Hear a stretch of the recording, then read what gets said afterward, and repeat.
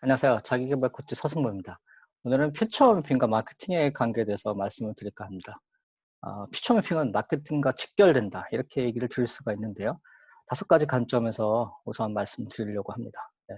어떻게 보면 저희는 나 자신을 중첩시킬 수 있는, 나 자신을 뭔가 이렇게 투영할 수 있는 그런 회사나 상품에 끌리고 그런 회사나 상품에 사람들이 모인다는 얘기인데요. 돌이켜보면 1970년대, 이걸 일본에서는 생활 부가가치형의 시대라고 불렸는데요. 그 당시 한국도 비슷합니다만 굉장히 불황이었죠. 70년대는. 그래서 컬러풀한 어떤 가전제품이 대히트를 쳤습니다.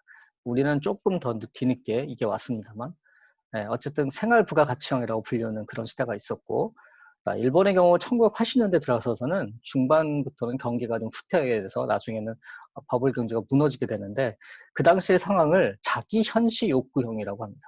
그래서 BMW를 탄다던가 아니면 맨즈 DC 브랜드가 유행한다던가 그런 시대가 있었죠. 그리고 2011년 이후, 일본에서 어떤 IT 버블이 무너진 후에 에르메스 긴자점 앞에 막 엄청난 행렬이 늘어선다든가 이런 식으로 자기 승인형, 나 자신을 갖다가 승인한다. 그런 식의 소비가 많이 이루어졌습니다.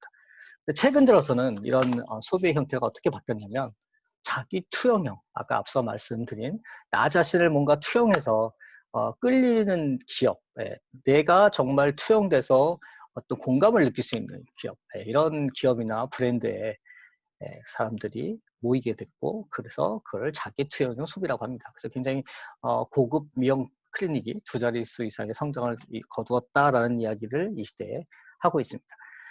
자기 투영형 소비의 특징은요, 자기 투영형 소비라고 하는 거는 어떻게 보면 스토리가 필수입니다. 그래서 굉장히 정말 이렇게 고수익을 낳을 수 있는 이런 시대에 중심관이, 그런 세계관이 더해진 스토리가 필요한데, 자기 투영 소비라고 하는 거는 그야말로 미래에 진짜 나 자신이 되기 위한 내가 투영할 수 있는 그런 스토리를 가진 상품이나 기업을 응원하는 걸 말하는 거죠. 그리고 자기 투영 소비가 이렇게 고수익을 나타내는 그런 시대에는 기업 활동의 어떤 핵심, 중핵의 코어에 세계관을 갖고 있는 그런 스토리가 필요해지게 됩니다. 그리고 또 환경 관련 사업이라고 하죠. 이런 사업들이 사실 굉장히 최강의 스토리 소재인데요. 거기에는 다양한 고객이나 그리고 사원들이 자기 투영을 하는데 충분한 커다란 세계관이 이미 있는 거죠. 그리고 또 커미트하지 않으면 안 되는 긴급성이 있기 때문에 환경 관련 사업은 최강의 스토리 소재라고 할 수 있습니다. 또 세상을 설득하는 스토리의 분야로서는 뭐 에이즈라든가 에이즈 같은 어떤 역병이죠. 지금 코로나 같은 역병을 얘기할 수 있겠고요. 빈곤, 뭐 식량 문제, 그다음에 장애자들에 대한 지원, 어떤 전통 문화에 대한 존중, 뭐 지역성의 부활, 여성성의 어떤 존중 등등, 이렇게 세상을 보다 살기 좋은 세상을, 보다 좋은 세상을 만들기 위한 모든 분야가 어떻게 보면 이렇게 세상을 설득하는 스토리라고 할 수 있겠습니다. 검색을 촉진하는 네이밍이 있는데요. 네이밍은 참가하는 모든 스테이크홀더가 체험하는 스토리를 어떤 응축하고 있는 거라고 할 수 있겠죠. 네이밍 자체에. 그래서 영화에서 얘기한다면 타이틀에 해당되는 겁니다. 그래서 먼저 네이밍이 떠오르는 경우도 있고, 또 토탈적인 어떤 스토리로부터 네이밍이 떠오르는 경우도 있습니다. 근데 스토리를 일단 만들게 되면 타이틀은 시간의 문제다. 반드시 떠오른다는 겁니다. 네. 그래서 퓨처쇼핑을 그릴 때도 그 마지막에 타이틀을 정합니다만, 이거는 어떻게 보면 마지막 순간은 분명히 떠올 수 있습니다. 그리고 이렇게 배경을 스토리로 갖고 있는 그런 네이밍의 배경에 스토리가 있다고 한다면 검색 동기를 굉장히 높여준다는 거죠. 그래서 구입자는 어떤 상품을 구입하는 사람은 거기에 내 자신이 자기 투영되어 있기 때문에 투영되어 있다는 것 때문에 어떤 서브 에피소드를 몇 개나 스스로 만들어 간다는 겁니다. 그래서 검색 동기를 높이게 된다는 거죠. 자, 만남을 위한 일체형 시나리오라고 해서 어떻게 보면 퓨처 매핑은 이 3가지 시나리오가 다 어떻게 보면 하나의 차트에서 나타날 수 있는 건데요.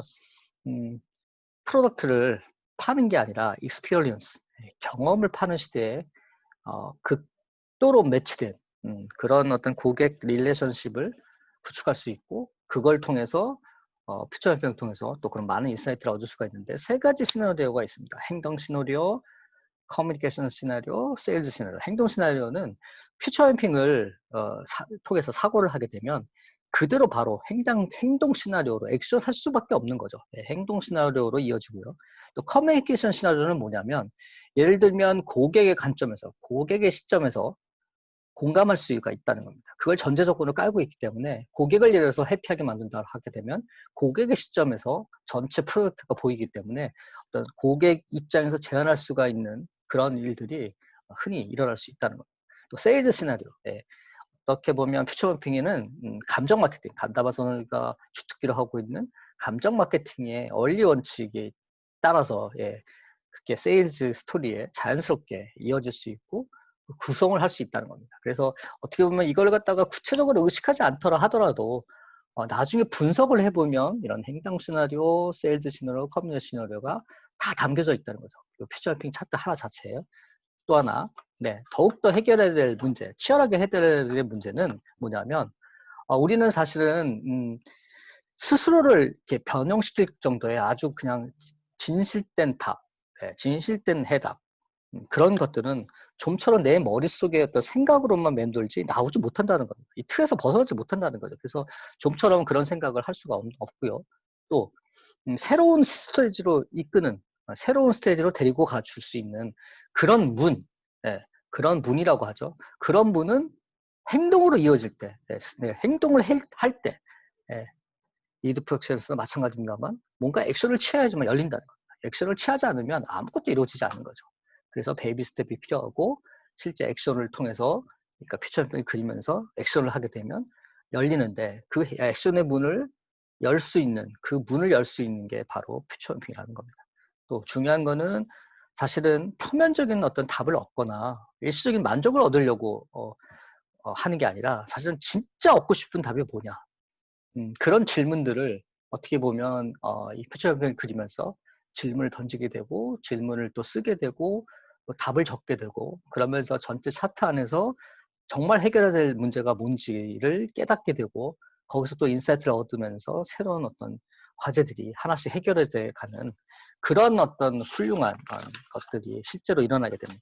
그리고 이 사실 피처홈핑은 혼자서도 할 수 있지만 개인적으로 할 수 있지만 조직에서 활용을 하게 되면 굉장히 엄청난 효과를 얻을 수가 있습니다. 왜냐하면 조직이나 팀원들한테 같이 아이디어를 하고 이 스토리를 만드는 과정에서 생각지도 못했던 개인이 생각할 때는 할 수 없었던 혹은 논리적인 과정이나 일반적인 어떤 프로세서는 도저히 할 수 없었던 획기적인 아이디어들이 나오기 시작하거든요. 그래서 굉장히 어떤 이런 과정을 통해서 워크숍 등을 하게 되면 아주 좋은 결과를 얻을 수가 있습니다.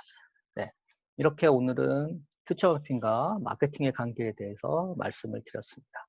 여러분의 구독과 좋아요는 저에게 정말 힘이 됩니다. 감사합니다.